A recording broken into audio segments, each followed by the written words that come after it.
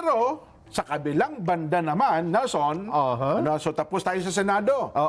Pero ang Kamara de Representante na dapat ay tatanggap nung remand, ibabalik sa kanya, sa kanila, yung complaint. Yung impeachment complaint. Teka, sabi nila, ba't ibabalik nyo sa amin yan? Nagawa na namin ang aming trabaho ukol sa bagay na yan. Nagkaroon po sa ng press con kayo na bago tayo nagsimula ng palatuntunan eh. Okay. Gusto nyo bang marinig ang sagot? Sinong unang sasagot? Sino ang unang sasagot? Sige nga, direct, sino yung naka-ready dyan? Si Joel Chua.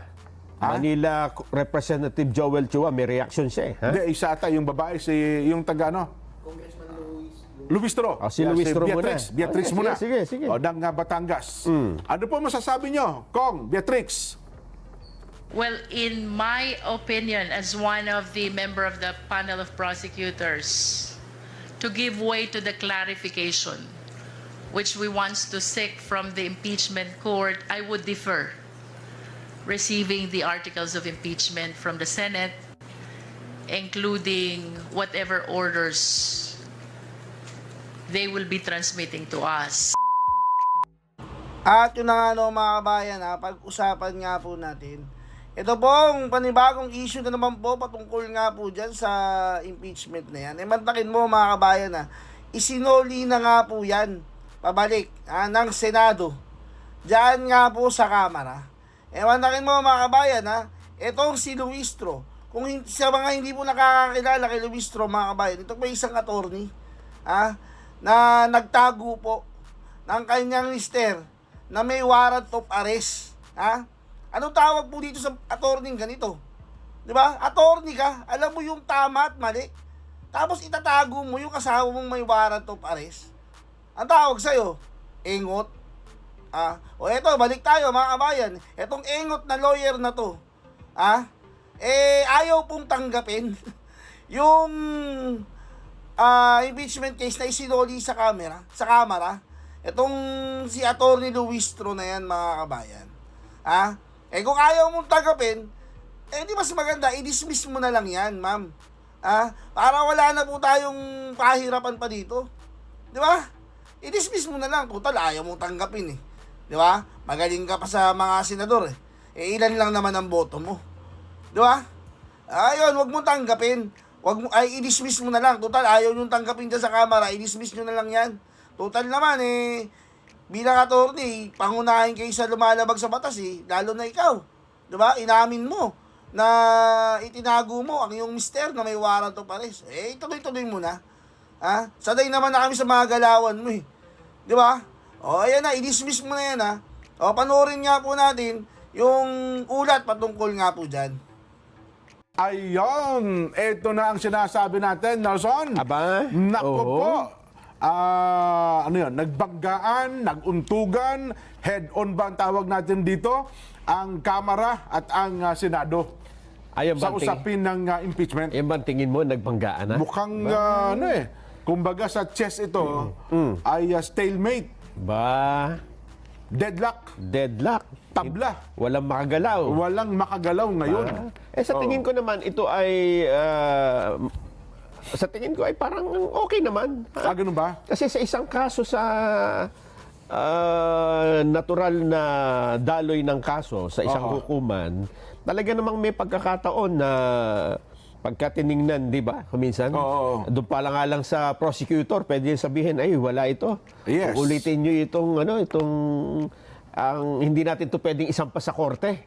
Totoo. Kasi walang probable cause. Tapos pwede rin naman na pagdating sa korte, ay hindi pa dinidinig, sasabihin na nung judge, mukhang meron kayong nilabag, mukhang meron kayong problema rito. Mukhang mahina ito, tsaka mukhang dinoktor nyo ito, gano'n. Yun, halimbawa, warrantless arrest yung ginawa nyo. Illegal arrest, hindi nyo pwedeng ituloy. Mga gano'n. Pero ang problema dito kasi, Nelson, sa usapin ng impeachment, parang time is the essence. Talaga, habulan ng panahon kaya lang, ang iniisip natin kasi dito, magtatapos nga ng June 30. Ayun, yun na, isa pa yun. Pero kung ang stand kasi ngayon na lumilitaw sa Senado bilang impeachment court, kaya nilang itawid sa 20th Congress Kaya hindi sila masyadong nagagahol sa panahon. Hindi, pero yun lang ang sinasabi nila. Pero may pangamba din sila, Nelson. Kasi gusto nga nilang masimulan kaagad, baka makagawa na sila ng mga bagay-bagay bago pa pumasok ang 20th Congress para sa kanila ay mapanagot na Ba? sa usapin ng impeachment ng pangalawang Pangulo. Ibig mo sabihin, bago mag-June 30, meron na kaagad desisyon? Posible. Baka yun ang nasa isip nila. Kung ako naman yung depensa, hindi tututulan ko na tututulan yan, di ba? Well, delaying tactics yan. Oo, pwede naman yun eh. Kasi well, pagka hindi ka pinagbigyan sa isang trial ng iyong mga kahilingan at may mga question na hindi sinasagot, pwede mo sabihin na hindi ka binibigyan ng due process. Yun. Hindi ba? Well, kung sa proper court yan. Oo. Kasi alam mo naman, sa usapin ng impeachment, may konting may konting grandstanding ito, saka may konting drama ito, Nelson. Pero kung yan ang gusto talaga ng Senado dyan, na hindi ito ma-delay, hindi dapat nila ibinalik sa House. Well, tama ka doon sa punto na yan. Ako kung ang pag-uusapan na yung Senado, gusto talaga nilang umabot ng 20th Congress. Yung Senado pag-uusapan So ang sinasabi mo rito ay yung House, yung mga prosecutor. Yung mga prosecutors. Ang gusto nila, ituloy-tuloy na ito, i-express. Mukhang gusto nila lang ma-expedite ito. Maaring ganun nga. Kaya lang, kasi sila ang may gusto talagang masimulan na kaagad ang impeachment yung proceedings Kaya lang ang problema kasi sa isang kaso ay kagaya nito, di ba? Komplikado yung impeachment trial na dinidinig ngayon Dahil nga dun sa sinasabi mo na magpapalit yung Kongreso Ayan. Maraming tayo sa problema na yan Maraming mga questions dapat munang masagot. At yung ginawa kahapon ng Senado, teka muna, may kwento muna natin sa mga kababayan natin. Bigyan natin ng konting background. Inabot ng gabi yan kasi yung iba nating kababayan, hindi naman sumusubaybay ng ibang mga balita, di ba? Ano ba? Kasi kahapon, nagtapos tayo dun sa... ano ba nagdedebate kasi nagkaroon ng motion sa Senador Ronald Bato de la Rosa na maibasura ang impeachment. Yes. Pero mukhang na-review ng konti, na-revise yun based sa suggestion ng Senador Alan Cayetano. Sa halip na totally dismiss, ay parang remand ba ginamit na termino? Parang ibalik. Ibalik sa Kamara de Representante yung complaint para na sa ganun ay sumagot, may paliwanag, parang ilang puntos may paliwanag nila. Doon sa stand na, bakit ninyo hinintay pa yung 4 na complaint bago ninyo ipinail ang usapin ng impeachment? Well, sabi na, technically, again sa Senado ito technically, ay parang may paglabagan niya doon sa 1-year ban ng impeachment complaint. Ayun. At doon na tayo nagpaalam. Yes. Dahil sila ay nag-recess. Ay, hindi. Tama ba? Nagpaalam tayo, magsusuot sila ng... nag-adjourn kasi magsusuot sila ng magta-transform sila as impeachment court. Dahil lang sabi, wag mo nang i-giit yan. Magmanumpa na tayo at doon mo ipasok yung ano mo. Yan. Kapag nakapanumpa tayo, unang kalendaryo, ay yung iyong motion. So yung part na yon ay hindi na natin nasubaybayan. Hindi na. Dahil gabi na. Nasubay na. So yung kinuwento mo, gabi na nangyari. Yes. At sila ay nagbotohan. Yes. Ang lumabas sa resulta ng botohan, 18 ay nagsabi, i-remand, ibalik yan sa House. Sa House of Representatives. At 5 ang tumutol. Yan. Kaya nanaig po ang kagustuhan ng impeachment court, yung Senado as impeachment court na i-remand. Ang termino kasing remand, pang kaso talaga pang legal term yan Pinagtalunan pa kanila yung remand. Synonym sa niya yan ng ibasura, ibaliwalain, parang ganon. Ay, hindi. Pero hindi. Parang yan yung kaso ni De Lima. Di ba? Yung kaso ni De Lima ay umapila sa Court of Appeals yan di ba? Yes. Kasi siya ay dinismiss So ang sabi ng Court of Appeals, remand, balik yan. Ibalik mo. Pag-usapan niyo ulit. Mukhang may mga mali kang desisyon dito. Okay. Ayun. So ano ang, teka muna, ano bang batayan? Bakit ba nirema? Ito kasi yung katanungan ng marami. Ha? Bakit ba ibinalik? Bakit ba sinabi ng Senate as impeachment court na wag muna natin tong dinggin? Kailangan ay ibalik natin ito. Ano ba sabi? Pagpaliwanagin natin. May magpapaliwanag? Magpapaliwanag.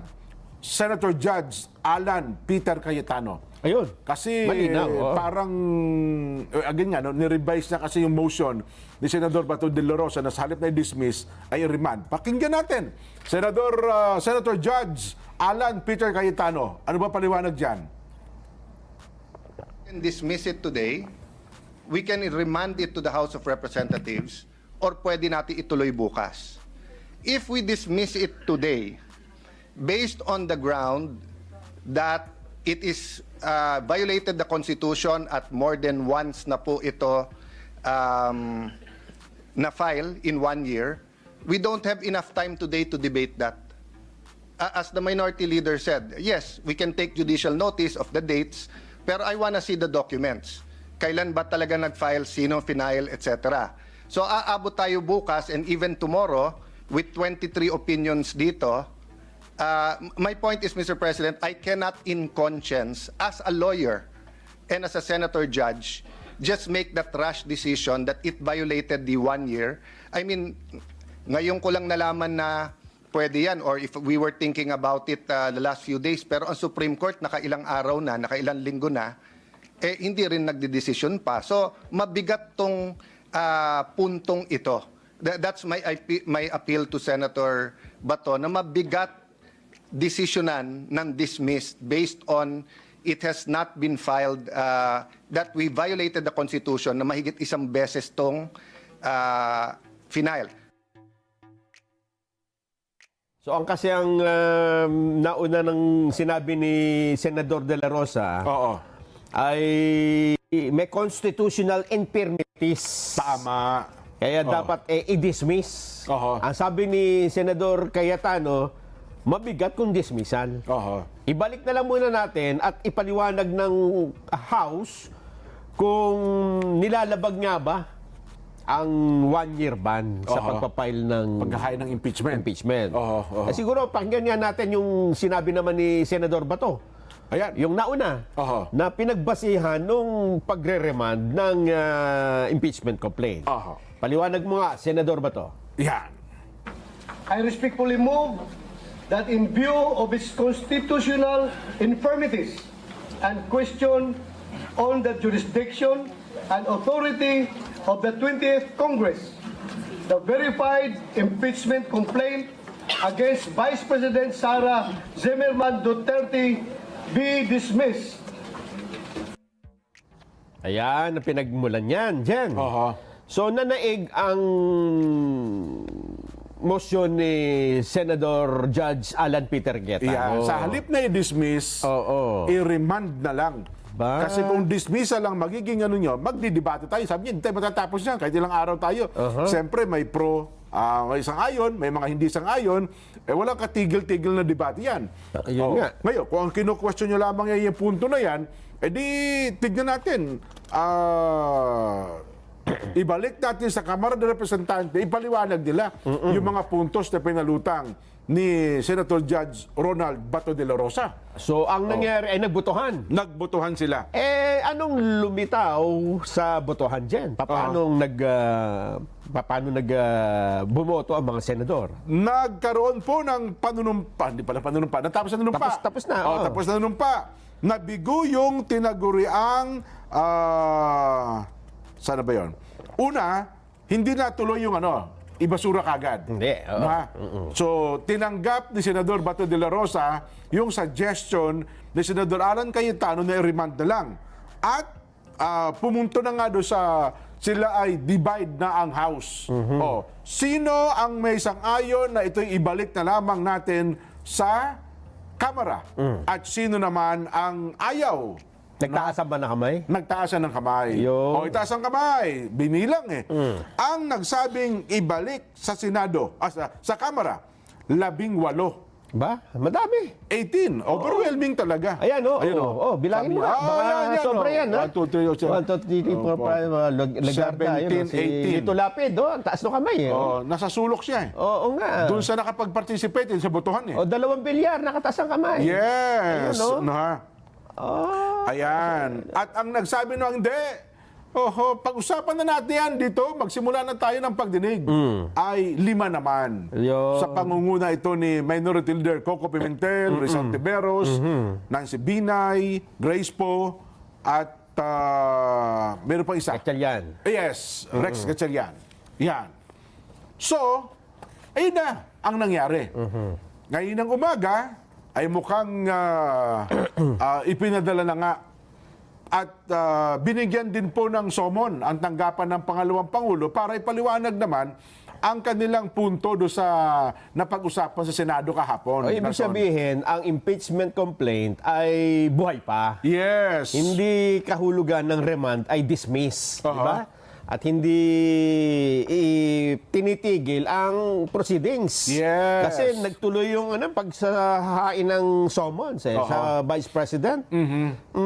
At binibigyan po ng impeachment court ang kampo ng pangalawang Pangulo ng 10 araw Yan. para sumagot dun sa natanggap na writ of summons. Yan. At kopya ng impeachment complaint. Pero, sa kabilang banda naman, Nelson, so tapos tayo sa Senado. Pero ang Kamara de Representante na dapat ay tatanggap nung remand, ibabalik sa kanila, yung complaint. Yung impeachment complaint, teka, sabi nila, ba't ibabalik nyo sa amin yan? Nagawa na namin ang aming trabaho ukol sa bagay na yan. Nagkaroon po ng press con kayo na bago tayo nagsimula ng palatuntunan eh. Okay. Gusto nyo bang marinig ang sagot? Sinong unang sasagot? Sino ang unang sasagot? Sige nga, direct, sino yung naka-ready dyan? Si Joel Chua. Manila Representative Joel Chua, may reaction siya eh. Hindi, isa ata yung babae, yung taga Luistro. Si Luistro muna. Beatrix muna. Sige. Ng Batangas. Ano po masasabi nyo, Kong, Beatrix? Well, in my opinion, as one of the member of the panel of prosecutors, to give way to the clarification which we want to seek from the impeachment court, I would defer receiving the articles of impeachment from the Senate, including whatever orders they will be transmitting to us. This is not disobedience, definitely. Ang gusto lang po natin mangyari is to seek guidance and enlightenment first so we can properly comply with the order of the impeachment court. So yun, narinig ko ba? Narinig ko. Parang ayaw nilang tanggapin eh. Hindi naman. Hindi naman gano'n. Magsisik kami ng guidance sa kanya, sabi niya. Ang sabi niya ay parang hihingi man rin siya ng clarification kung ano yung utos ng Senado. Kaya lang, mapapansin mo dun sa una niyang sinabi, in my opinion. Yes. Ibig sabihin, ito na ba ang stand ng House of Representatives o opinion lang niya? Ni Congressman Beatrix? Oo. Well, Diba? hindi ko... Kasi siya na dapat sinabi niya, the House leadership o kaya yung kanilang as prosecutors have decided not to accept the ganyan, but to seek first clarification on this matter. Yun na nga, mukha na sa question and answer na itong portion na ito. Kaya mapapansin nyo, in my opinion. Yes. Ibig sabihin, hindi pa ito opinion ng kabuuan nila. Ng kabuuan,